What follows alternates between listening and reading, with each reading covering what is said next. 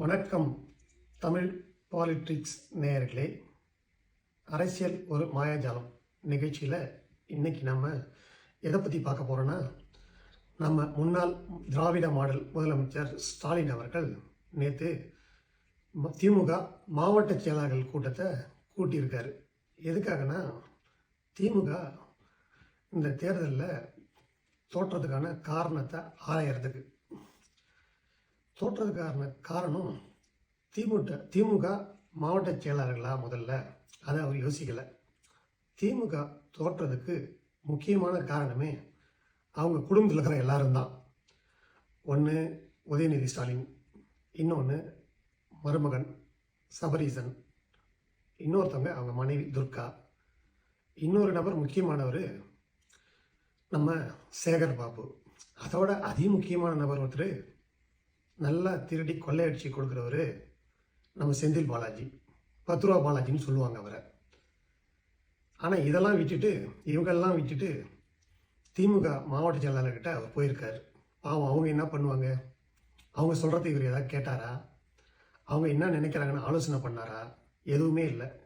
அவர் ஆலோசனை கேட்டதுக்கிட்ட யார்கிட்டனா, அவர் மனைவி துர்கா கிட்டேயும், சேகர் பாபு கிட்டேயும், நம்ம செந்தில் பாலாஜி கிட்டேயும், அப்புறம் அதிகாரிகள் லெவலில் பார்க்க போனால் உதயச்சந்திரன், நம்ம கமிஷனர் அருண், டேவிட் ஆசீர்வாதம், இவங்கக்கிட்ட தான் அவர் எல்லா ஆலோசனையும் கேட்டு ஆட்சியை நடத்தினார். இந்த தேர்தலை சந்தித்தார். தினமும் பத்திரிகையில் என்ன செய்தி வருது, அவர் ஆட்சியை பற்றி மக்கள் என்ன நினைக்கிறாங்க, மற்ற பொது நடுநிலையான பத்திரிகைகள் என்ன சொல்கிறாங்க, எதை பற்றியாவது கேட்டாரா, பார்த்தாரா, சிந்திச்சாரா? திரு சவுக்கு சங்கர் அவர்கள் இவர் ஆட்சியை பற்றி நிறைய விமர்சனம் வச்சார். ஒரு நல்ல முதலமைச்சருக்கு அழகு நம்ம ஆட்சியை பற்றி யார் என்ன விமர்சிக்கிறாங்க அதை முதல்ல கேட்கணும். அது உண்மையாக இருந்தால் அதை திருத்திக்கணும், அது மேலே நடவடிக்கை எடுக்கணும். ஆனால் அவர் என்ன செஞ்சார்?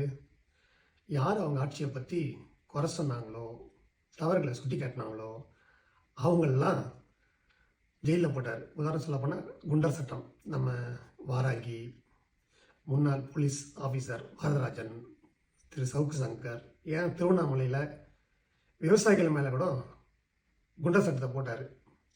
இவர் உண்மையிலுமே என்ன நடக்குதுன்னு தெரிஞ்சு தான் சுயநிலையில் ஆட்சி செஞ்சாரா, இல்லை சுற்றி இருக்கிறவங்க தான் செஞ்சாங்களா அப்படின்னு தமிழக மக்களுக்கே புரியல.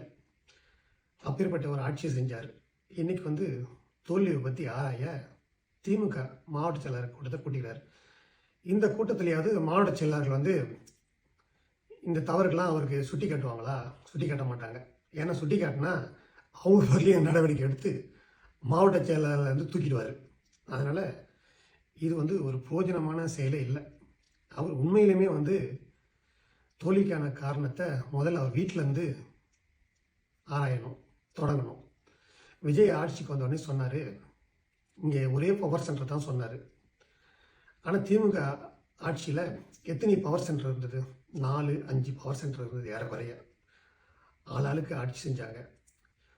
திமுக ஆட்சிக்கு வந்த உடனே முன்னாள் அமைச்சர்கள், அதாவது அதிமுகவில் இருந்தவங்க, அவங்களெல்லாம் கூட்டின்னு திமுகவில் அமைச்சராக்குனார். எதுக்காக ஆக்குனார்? அவங்களாம் அந்த அதிமுக ஆட்சியில் நல்லா திருடி தலைமைக்கு நல்லா சம்பாரித்து கொடுத்தாங்க. யார் யார் நல்லா திருடினாங்களோ, நல்ல தலைமைக்கு கமிஷன் கொடுத்தாங்களோ அவங்களாம் கூட்டு அமைச்சராகிறாங்க. கிட்டத்தட்ட 12 பேர் அதிமுக ஆட்சியில் அமைச்சராகிறவங்கள திமுக அமைச்சர்களை சேர்த்துருந்தார். ஏன் திமுகவில் யாருமே அமைச்சராக தகுதி இல்லையா? அவங்கெல்லாம் ஏன் இவர் நிராகரித்தார்? ஏன்னா அவங்களாம் நல்லா திருடி கொடுக்க மாட்டாங்க.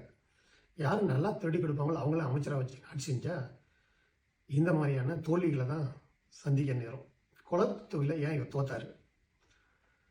குளத்து தொகுதியில் நல்லா செஞ்சார், நல்லா கவனிச்சார், தொகுதியை சிங்கப்பூர் மாதிரி வச்சுக்கினாருன்னு சொன்னாங்க. ஆனால் அங்கே என்ன நிலவரம்னா, சென்னை மற்ற தொகுதியில் எப்படி இருக்குமோ அதே நிலைமையில் தான் குளத்து தொகுதி இருந்தது. அந்த மக்களுக்கு இவர் என்ன செஞ்சார்? அந்த மக்களுடைய வாழ்வாதாரத்தை இவர் என்ன மேம்படுத்தினார்? அதில் பார்க்க போனால் அங்கே ஒன்றுமே இல்லை. சொல்லப்போனால் ஆம்ஸ்ட்ராங் கொலை வழக்கு, ஆம்ஸ்ட்ராங் கொலை வழக்கில் திமுகவை சேர்ந்தவங்க சம்மந்தப்பட்டிருக்காங்கன்னு சொல்லிட்டு ஒரு செய்தி எல்லா ஊடகங்களையும் வந்தது. உதாரணம் சொல்லப்போனால் சேகர் பாபு, கமிஷனர் அருண், செல்வ பெருந்தகை இவங்கெல்லாம் வந்து சம்மந்தப்பட்டிருக்காங்கன்னு. இதை வந்து சிபிஐ விசாரிக்க சொல்லி சுப்ரீம் கோர்ட்டு உத்தரவு பிறப்பிச்சது. உடனடியாக போய் ஸ்டே வாங்குறாங்க. எதுக்காக ஸ்டே வாங்குறாங்க? ஏன் விசாரிச்சா என்ன சிபிஐ? உங்களுக்கு என்ன கஷ்டம்? அப்போ நீங்கள் கொலை செஞ்சீங்களா ஆம்ஸ்ட்ராங்க? ஏன் பயப்படுறீங்க? ஆம்ஸ்ட்ராங் ஆதரவாளர்கள் கொளத்தூர் தொகுதியில் பரவலாக இருக்காங்கன்னு சொல்லி எல்லாருக்குமே தெரியும். அவர் கொலை வழக்கை நேர்மையாக விசாரிக்கலைன்னா அவங்க ஆதரவாளர்கள்லாம் என்ன செய்வாங்க? உங்களுக்கு எதிராக தான் ஓட்டு போடுவாங்க. நீங்கள் எப்படி அந்த தொகுதியில் ஜெயிக்க முடியும்? இந்த குறைஞ்சபட்ச புரிதல் கூட இல்லாமல் நீங்கள் ஆட்சி செஞ்சுருக்கீங்க. முதல்ல உங்களை நீங்கள் திருத்திக்கிங்க. உங்களை நீங்கள் சுய பரிசோதனை செய்யுங்க. என்ன தவறு நடந்தது உங்ககிட்டன்னு சொல்லிட்டு அப்புறம் நீங்கள் கட்சியை திருத்த போங்க. இதை மட்டும் செய்யாமல் நீங்கள் வந்து திமுக மாவட்ட செயலாளர்கிட்ட போய் தோல்வியை பற்றி கேட்கறது முட்டாள்தனமான செயல். ஆட்சியில் இருக்கும்போது தான் இந்த மாதிரி செஞ்சீங்க. ஆட்சி போனதுக்கு அப்புறமாவது கொஞ்சம் கண் வீழ்ச்சி பாருங்கள். நன்றி, வணக்கம். அடுத்த நிகழ்ச்சியில் நம்ம அரசியல் மாயாஜாலம் நிகழ்ச்சியில் உங்களை சந்திப்போம். நன்றி.